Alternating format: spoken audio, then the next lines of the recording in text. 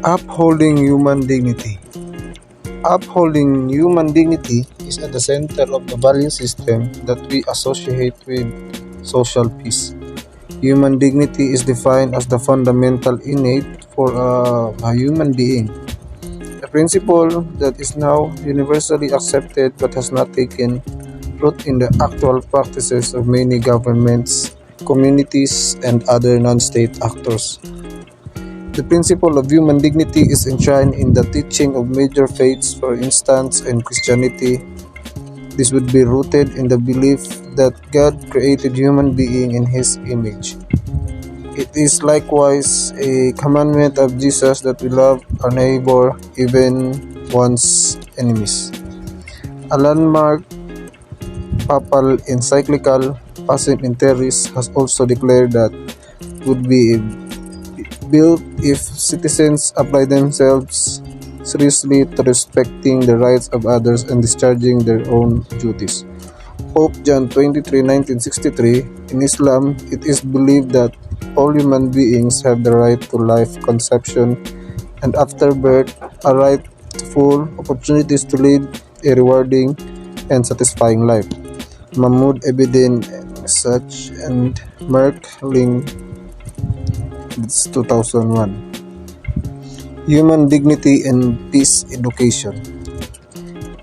Education that seeks to uphold human dignity is often referred to as a human rights education, which is within the umbrella we call peace education. In peace education, one of the central concerns is the promotion of human dignity and well-being because of conviction. That is a foundation for peace. Betty Reardon aptly noted that the achievement of positive conditions of human rights provide the foundation of non-violent social order and greatly reduce the causes of armed conflict and war. Reardon in 1995. In the Philippines, a series of national consultations conducted by the National Unification Commission has shown that massive poverty and injustices were indicated and ranked as the highest among the factors that have caused the armed conflicts in the country, or OPAP 1994. On closer analysis, it can be seen how these factors can also be described as constituting the denial of fundamental human rights of large groups of people. Furthermore, during the dark days of martial law and again more recently, the summary political killings and disappearances can be considered as serious threats to a desired nonviolent social order. Education has to play a role cultivating mindsets, attitudes, and behaviors that would reject, denounce these conditions of violence, and at the same time encourage a firm belief in and practice of respect for the life, dignity, and well-being of a people. To support the UN Declaration of 2001 to 2010 as the Decade of Peace and Nonviolence for the Children of the World, UNESCO initiated the Manifesto 2000, already signed by millions of people. Foremost among the pledges in the manifesto is the one that says respect the life and dignity of each human being. Morales in Abueva and 2004. Again, this indicates to us the ultimate connection between peace and respect for human dignity.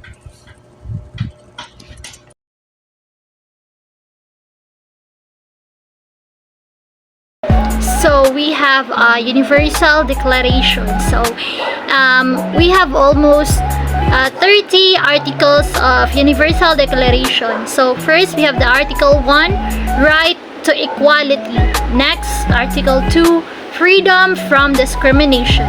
Article 3, right to life, liberty, and personal and And Article 4, we have freedom from slavery. And Article 5, freedom from torture and degrading treatment. Degrading treatment. And Article 6, we have the right to recognition as a personal before the law. And Article 7 is the equality before the law. Article 8, right to remedy by competent tribunal. Right to free movement in and out of the country. Article 14, we have the right to asylum in other countries from persecution. And Article 15, right to nationality and freedom to change it. Article 16, right to marriage and family. And Article 17, we have the right to own property. Article 18, we have Article 18, we have here a freedom of belief and religion. Article 19, freedom of opinion and information. Article 20, right of peaceful assembly and association. We have the Article 21, right to participate in government and free election. Article 22, we have the right to social security. Article 23, we have a right to desirable work and to join trade unions. And next, we have the Article 24 is right to rest and leisure. Article 25, we had the right to educate. 25, we had the right to educate living standard. Article 26, we have right to education. And Article 27, right to participate in the cultural life of community. Article 28, we have a right to a social order that articulates this document. Article 29, we have the community duties essential to free and full development. And last, we have the article number 30, freedom from state or personal and preference in the above right. That's all the 30 articles. So, before we proceed, there are 5 rights, which is the first is civil rights, political rights, economic rights, social rights, and cultural rights. So first, we have the civil rights. Also, what is civil rights? Okay, I will going to explain it. And civil rights are an essential component of democracy.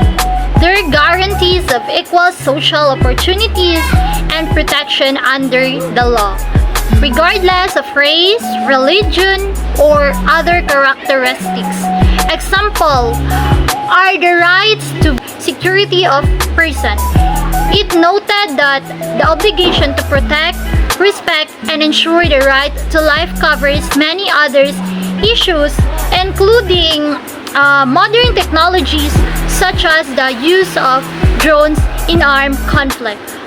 So, meaning to say, ang bawat tao ay may karapatan sa buhay, kalayaan at seguridad ng tao. Nabanggit nito na ang obligasyon na protektahan, igalang at tiyakin ang karapatan sa buhay ay sumaklaw sa maraming iba pang mga isyu kabilang ang mga modernong teknolohiya tulad ng paggamit ng mga armadong labanan. And next, we have the article number 4. So, freedom from slavery. Slavery. Meaning to say what it is, security of person. It noted that the obligation to protect, respect, and ensure the right to life covers many other issues, including modern technologies such as the use of drones in armed conflict. So, meaning to say, kuan daw kuno, ang bawat tao ay may karapatan sa buhay, kalayaan at seguridad ng tao. Nabanggit nito na ang obligasyon na protektahan, igalang at tiyakin ang karapatan sa buhay ay sumaklaw sa maraming iba pang mga isyu, kabilang ang mga modernong teknolohiya tulad ng paggamit ng mga armadong labanan. And next, we have the article number 4. So, freedom from slavery. Slavery. Meaning to say what it is. And next, we have the article number 4. So, freedom from slavery. Slavery. Meaning to say what it is. An article number 4, freedom from slavery. The right to freedom from slavery prohibits people being held in conditions in which the powers attaching to the right of ownership are exercised. So, meaning to say, ang karapatan daw sa kalayaan mula sa pang-aalitin ay nagbabawal sa mga tao na hawak sa mga kondisyon kung saan ang mga kapangyarihang kalakip sa karapatan ng pagmamayari ay So, next we have the Article 5. It is under the civil rights. So, we have the article number 5, freedom from torture and degrading treatment. So, unsa din ni siya nga buot pasabot ani nga article under the civil rights. So, I am going to explain this. So, article number 5 is, no one shall be subjected to torture or to cruel, inhuman, or degrading treatment or punishment. Administration believe that prohibits against torture were quaint and obsolete, did not apply in what it labeled the war on terrorism. And even that the president could override international men, administration believed the prohibits against torture were quaint and obsolete, did not apply in what it labeled the war on terrorism. And even that the president could override international law. The right to freedom from slavery prohibits people being held in condition in which the powers attaching to the right of ownership are exercised. So, meaning to say, kung i-shortcut, so, walang sinuman ang isa sa ilalim sa torture o sa malupit, hindi makatao o nakababahalang pagtrato o pagpaparusa.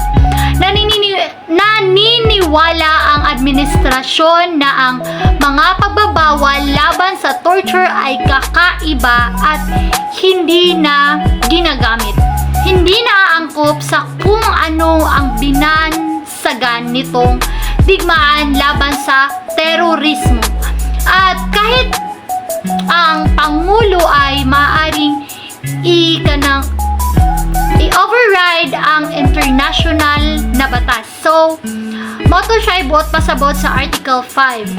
And so, next we have the ng i-override ang international na batas. So, moto siya ibuot pasabot sa Article 5. And so, next we have the article number 9, which is freedom from arbitrary arrest, exile. So, unsay meaning ani niya? So, I am going to explain again. So, Article 9 is everyone has the right to liberty and security of the person and therefore to freedom from arbitrary arrest and detention. No one shall be deprived of liberty except on such grounds and in accordance with such procedures as are established by a law. So meaning to say is kanang ang bawat tao ay may karapatan sa kalayaan at seguridad ng tao sa makatuwid ay sa kalayaan mula sa di makatwirang pag-aresto at pagkulong. Walang sinuman ang dapat alisan ng kalayaan maliban sa batayan at alinsunod sa mga pamamaraang itinakda ng batas. So, moto'y both pasabot sa Article 9, no? So, 10, which is the right to be fair public hearing. So, unsa ni siya? So, everyone is entitled in full equality to a fair and public hearing by an independent and impartial tribunal in the determination of their rights and obligation and of any criminal charge against them. So, both pasabot ani is yung ang bawat tao'y may karapatan sa ganap na pagkakapantay-pantay sa isang patas at pampublikong pagdinig ng isang independyente at walang kinikilingan na tribunal sa pagpapasya ng kanilang mga karapatan at obligasyon at ng anumang kriminal na paratang laban sa kanila.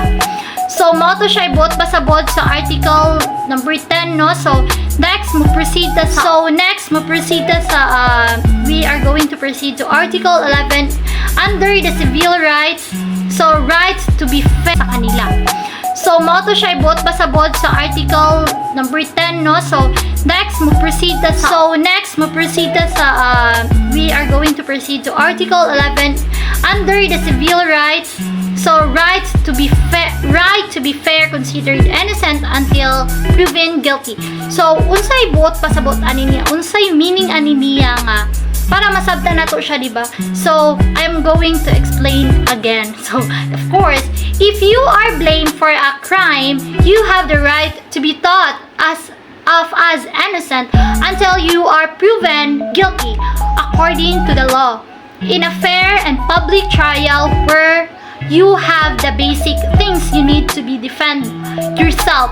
So, meaning, kung sinisisi ka sa isang krimen o sala, may karapatan kang ituring na inosente hanggat hindi napapatunayan na nagkasala ayon sa batas sa isang patas at pampublikong paglilitis kung saan nasa iyo ang mga pangunahing bagay na kailangan mong ipagtanggol ang iyong sarili. So, moto siya pasabot no sa article number 11. So, next, we have the article number 12, freedom from interference with privacy, family, home, and correspondence. So, article number 12 is no one shall be subjected to the article number 12, freedom from interference with privacy, family, home, and correspondence. So, article number 12 is no one shall be subjected to arbitrary interference with his privacy, family, home, or correspondence, nor to attacks upon his honor and reputation, and that everyone has the right to protection of the law against such interference or attacks. So, walang sinuman ang isa sa ilalim sa di makatuwirang panghihimasok sa kanyang pagkapribado, pamilya, tahanan o pakikipagtalastasan o pag-atake sa kanyang karangalan at reputasyon, at na lahat ng tao ay may karapatan sa proteksyon ng bawat laban sa gayong panghihimasok o pag-atake. So, moto siya yung meaning sa article number 12, no? So, proceed sa article number 13. We have the right to free movement in and out of the country. So, meaning to say, sa Article number 13, guarantees the right to freedom of movement and residence within the borders of each state. It declared at politika na buhay ng lipunan at ng estado. So, mauto siya ang bot pasabot sa political rights. So, under sa sa political rights, we have the three articles. We have the Article 14 first.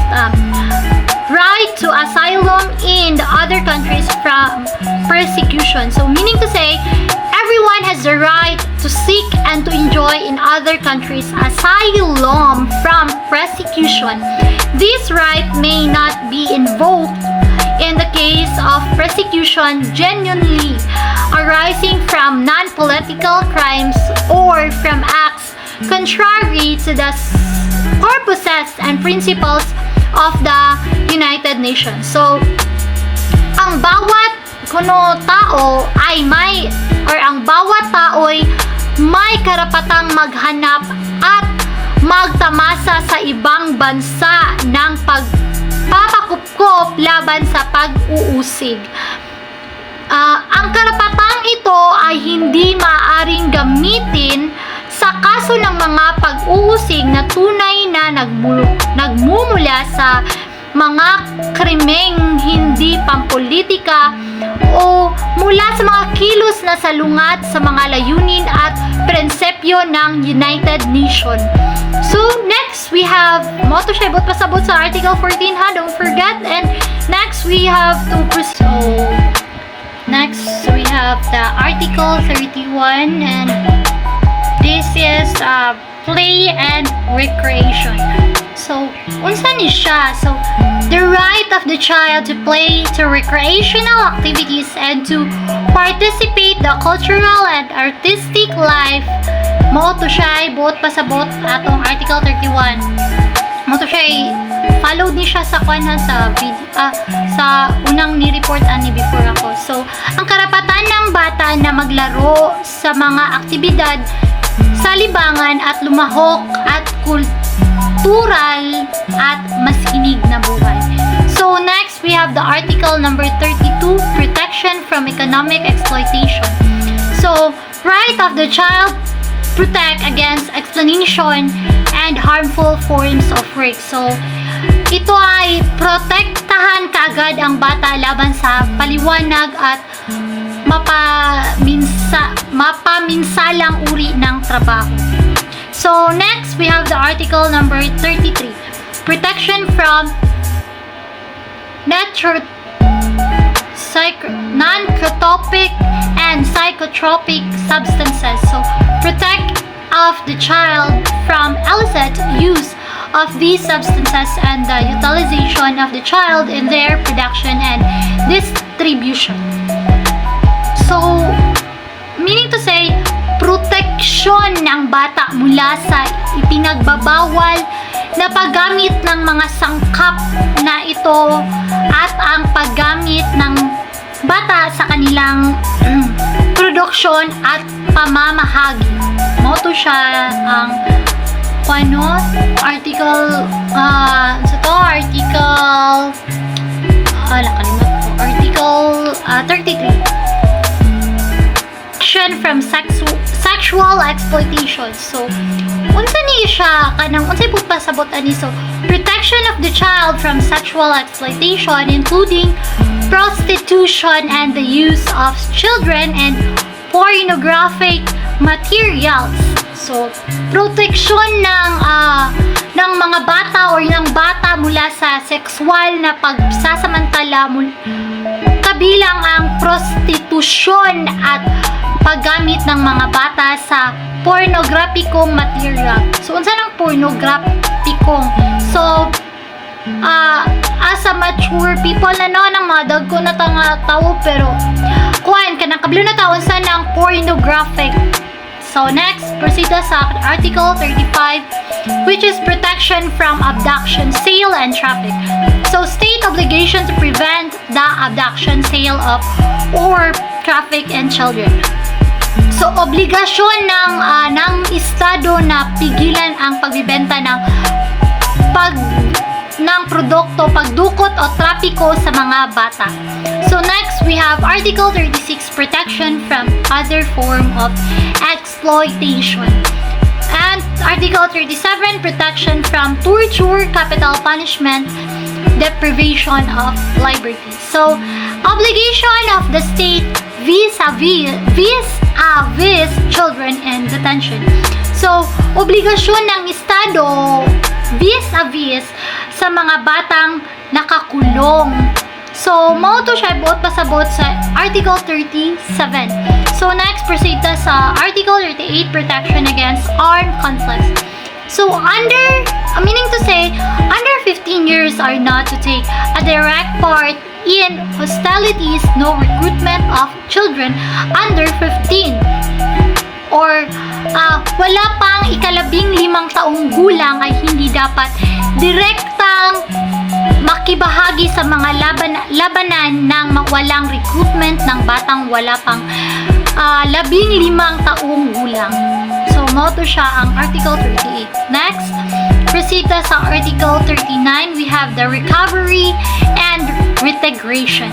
So, unsa ni siya ang Article 39? So, state obligation for the re-education and social reintegration of child victims of exploitation, torture, or armed conflicts. So, obligasyon ng estado para sa muling edukasyon at panlipunang reintegrasyon ng mga batang biktima ng pagsasamantalang torture o armadong tunggalian. So, next, proceed sa Article 40, juvenile justice. So, treatment of an accused child shall promote the child's sense of what do we call it? Dignity or dignity. Ang pagtrato sa isang akusado na bata ay dapat magsulong ng pakiramdam ng dignidad ng bata or dignity of a child. So next, proceed sa Article 41, we have the right of the child in other instruments. Next, we have Article number 42, dissemination of the convention. So, unsa ni siya? The state's duty to make the convention known to adults and children, or a child or children. It's the same, but child is one only, right? So, tungkulin ng estado na ipaalam sa mga matatanda at bata ang konbensisyon. So, Article 43, the last article, 43 to 54, which is the implementation. These paragraphs provide for a committee on the rights of the child to oversee implementation of the convention. So, ang mga talatang ito ay nagbigay ng committee sa mga karapatan ng bata na nasiwa sa pagpapatupad ng kombensasyon or kombensyon. Ano bang sa tuig nang convince bitaw ka, muna siya. So that's all.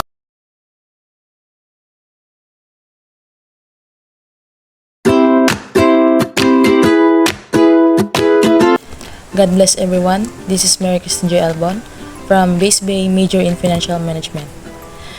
This time, I will be discussing about the Convention on the Elimination of All Forms of Discrimination Against Women, or CIDA. CIDA is an international legal instrument that requires countries to eliminate discrimination against women and girls in all areas and promotes women's and girls' equal rights. Also, the key international agreements that guides the work of UN Women in achieving gender equality and empowering all human and girls. CIDA was adopted by the UN General Assembly on December 19, 1979, coming into force as a treaty on December 3, 1981. Today, it is one of the most broadly endorsed human rights treaties. It has been ratified or acceded to by 187 countries to date, or about 90% of the UN membership. The articles of CEDA fall into three main groups. The first set of articles explain the nature and scope of the state's obligation. The second of articles targets specific forms of discrimination and outlines measures that the state must undertake to eliminate discrimination in each of these areas. And the last set of articles governs procedural and administrative matters such as the way of the CEDA reporting process works.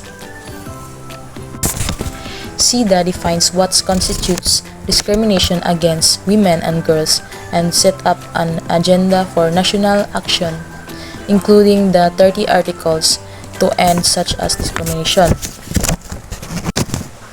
CEDA is really important to learn, most especially to the youth, because it is comprehensively addresses women's human rights and it is focused on ending all forms of discrimination against women and girls and guaranteeing their rights in all areas of life, as well as it provides complete definitions of sex based on discrimination described as any distinction in exclusion or restriction on the basis of sex which is internationally or unintentionally nullifies or impairs the recognition, enjoyment, and exercise of women's social, cultural, political, and economic rights. Young women and young men are the eyes and ears for monitoring whether women's and girls' rights are being respected or if they are being violated.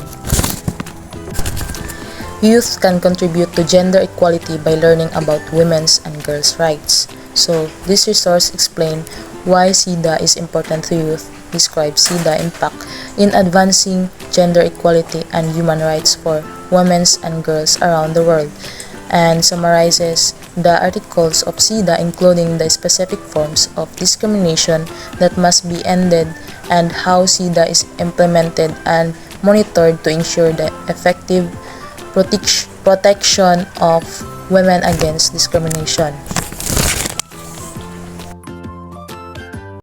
Good day. Today, we will discuss on Convention on the Elimination of All Forms of Discrimination Against Women. It's an international legal instrument that requires countries to eliminate discrimination against women and girls in all areas and promote women and girls' equal rights. The first article is Article 1. Definition of discrimination. Any distinction or exclusion or restriction made on the basis of sex which has the purpose of effects of denying equal exercise of human rights and fundamental freedoms in all forms of human endeavor, or to treat women or a person or a particular group of people differently, especially in a worse way from the way in which you treat other people because of their race, gender, sexuality, and etc. Article 2. Policy requires to be undertaken to eliminate discrimination, embody the principle of equality in national constitution, code, or other laws ensure their practical realization. Article 3. Guarantees basic human rights and fundamental freedom on equal basis with men. Article 4. Temporary special measures to achieve equality. Temporary special measures may be adopted and must be discontinued when equality is achieved. Practice based on the inferiority or superiority of their sex shall be eliminated. Chapter 5. Roles of sex roles and stereotyping. Social and cultural pattern must be modified to eliminate sex roles, stereotypes, and nation of inferiority or superiority of either sex. Family education shall teach that men and women share a common responsibilities in raising a children. Article 6. Prostitution. Measures shall be taken to suppress all forms of traffic in woman exploitation or of prostitution. Article 7. Political and public life. The right to vote in all elections and to be eligible for elections or to all elected bodies, to participate in the formulation of government policy and hold office at all levels of government, to participate in non-government organization. Article 8. Participation in the international level. The opportunity to represent their country at the international level and to participate in international organizations. Article 9. Nationality. Nationality equals rights to acquire, change, or retain their nationality. Equal rights to the nationality of their children. Article 10. Equal equal rights in education. Equal access to education and national guidance. National guidance. Equal opportunity to scholarship and grants. Equal access to continuing education including literacy programs. Article 11. Employment. Free choice of profession, employment, and training. Equal remunera- remuneration and benefits including equal treatment as to work, equal value, special protection against harmful work during pregnancy. Article 12. Healthcare and family planning. Equal access to appreciate pregnancy. Article 13. Economic and social benefits. Equal rights to participate in recreational activities, sports, and cultural life. Article 14. Rural women. Recognition of the particular problems or women, the special roles they play in economic survival of families of their unpaid work. Ensure their equal participation in development, right to educate, living and condition, housing, sanitation, electricity, water, transportation, and communication. Article 15. Equality before the law. Guarantee guarantee of the same legal capacity as men to contract, administer property, appear in court or before tribunals. Freedom of movement, right to choose residence and domicile. Article 16. Marriage and family law. Equal rights and responsibilities with men in marriage and family relations. The right to freely enter into marriage and choose the spouse. Article 17 to 20 detail the establish and function of the Committee on the Elimination of Discrimination Against Women. Article 23 to 30 detail the administration of convention.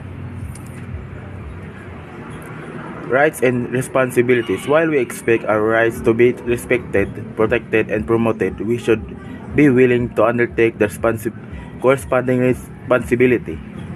Teaching learning ideas. When teaching about human dignity, how we teach is what we teach. The pointer listed below remind us that learning to uphold standards of human dignity and decency by students begin with the teacher how to teach. Convention of the on Rights of the Child. Article 1. Definition of child. Every human being below 18 years unless majority is attained earlier according to the law applicable to the child. Article 2. Non-discrimination. The state must protect the child against all forms of discrimination. Article 3. Best interest of the child. Best interest of the child shall be a major consideration. Dapat tagaan nimo siya og best na interest ang bata. And Article 4, Implementation of Rights. The obligation of the state to ensure that the rights in the Convention are implemented. Article 5, Parents, Family, Community, Rights and Responsibilities. States are to respect the parents and family in their child rearing function. Article 6, Life, Survival and Development. The state must ensure the child's survival and development. Article 7, Name and Nationality. The right from birth to a name, to acquire a nationality, and to know and be cared for by his or her parents. Article 8, Preservation of Identity. State must assist the child in re-establishing identity if this has been illegally withdrawn. Article 9, Non-separation from parents. The state must inform the child or parents about the whereabouts of the missing family member. Article 10, Family reunification. A child has the right to maintain regular contact with both parents when these live in different states. Article 11, Illicit transfer and non-return of children. The state shall combat child kidnapping by a parent or by a third party.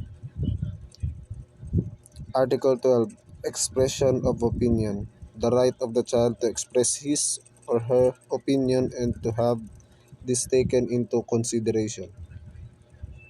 Article 13, Freedom of expression and information. The right to seek, receive, and impart information in various forms including art, print, and writing. Article 14, Freedom of thought, conscience, and religion. States are to respect the rights and duties of parents to provide direction to the child in the exercise of this right in accordance with the child's evolving capacities. The child right to freedom of association and peacefully assembly. Article 16, Privacy, Honor, and Reputation. No child shall be subjected to interference with privacy, family home, or correspondence. Article 17, Access to information and media. The child shall have access to information. Due attention shall be paid to protect children from harmful material. Article 18, Parental Responsibility. Both parents have common responsibilities for the upbringing of the child, and assistance shall be given to them in the performance of the parental responsibilities. Article 19, Abuse and neglect while in family or other care. States have the obligation to protect children from all forms of abuse. Social programs and support services shall be made available. Article 20, Alternative care for children in the absence of parents. The state shall pay due regard to continuity in the child's religious, cultural, linguistic, or ethnic background in the provision of alternative care. Article 21, Adoption. States are to ensure that only authorized bodies carry out adoption. Inter-country adoption may be considered only if national solutions have been exhausted. Article 22, Refugee Children.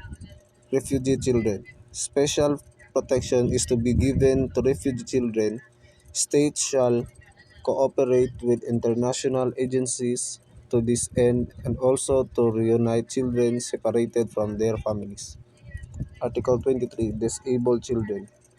The right to benefit from special care and education for a fuller life in society. Article 24, Health care. Access to preventive and curative healthcare services as well as the gradual abolition of traditional practices harmful to the child. Article 25, Periodic review. The child who is placed for care, protection, or treatment has the right to have the placement reviewed on a regular basis. Article 26. Social Security. The child's right to social security. Article 27. Standard of living. Parental responsibility to provide adequate living conditions for the child's development. Article 28. Education. The right to free primary education, the availability of vocational education, and the need for measures to reduce the dropout rates. Article 29. Aims of education. Education should foster the development of the child personality and talents, preparations for a responsible adult life, and respect for human rights as well as the cultural and national values of the child's country and that of others. Article 30. Children of minorities and indigenous children. The right of the child belonging to a minority or indigenous group to enjoy his or her culture, to practice his or her religion, and to use his or her own language. Article 31. Play and recreation. The right of the child to to recreational activities and to participate in cultural and artistic life.